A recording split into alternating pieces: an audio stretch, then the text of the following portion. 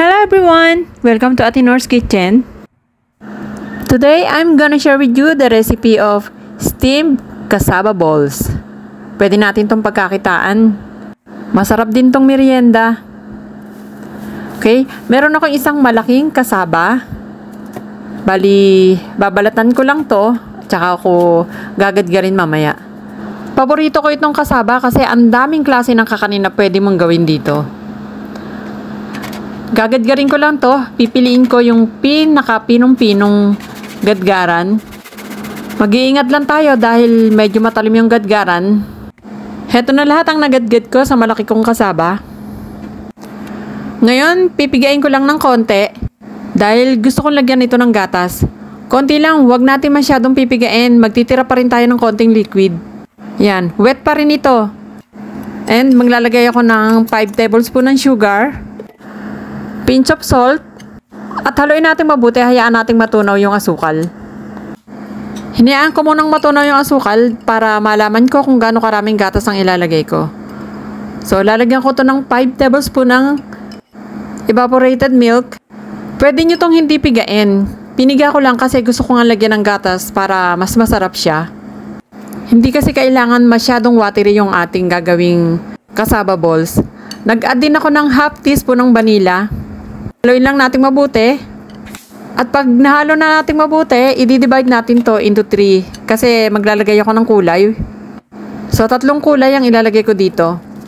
Gagamit ako ng yellow food color. Maganda kasing tingnan kung iba-ibang kulay ng cassava balls ang gagawin natin. Para sa tingin pa lang ay masarap na. Okay, ngayon bibilog-bilugin na natin ang ating cassava. Meron akong yellow. Meron akong red. Bilugin nyo lang kung gaano kaliit or kalaki ang gusto nyo. Gumamit din ako ng green color. Yan, ang cute ng tingnan. Sinapinan ko lang ng aluminum foil ang aking steamer.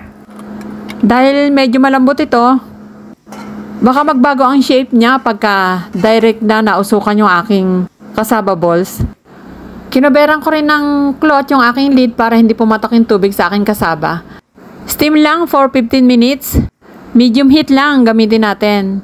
And after 15 minutes, luto na to. Para mas sumarap ang ating cassava ay i-coat natin ng kinayod na nyog at saka ng toasted sesame seeds. I-coat lang natin isa-isa.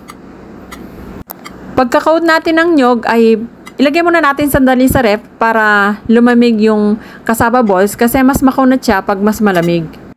At saka madali kasing mapanis yung nyog. Kung marami naman ang gagawin nyo at gusto nyong paabutin hanggang sa kinabukasan, ay ibusan nyo yung nyog na may kasamang asukal para hindi mabilis mapanis yung nyog. Ganun ang ginagawa ko pag maramihan yung kakanin na niluluto ko. Minsan kasi dinadamihan ko para hanggang kinabukasan ay meron kaming mimeriendahin at hindi ko na kailangan magluto. Kaya pag natapos nating lahat ay ituhog na natin sa ating bamboo skewer. Medyo maikli lang itong aking bamboo skewer kaya 3 piraso lang ang mailalagay ko dito. Maganda yung nakatuhog na para pagkuha mo sa ref ay hindi mo na kailangan ilagay sa platito at kumuha ng tinidor. Okay, if you like my video, please give me a thumbs up and don't forget to subscribe to my YouTube channel, Ate Nor's Kitchen, and click the notification bell for my latest updates. Thank you for watching!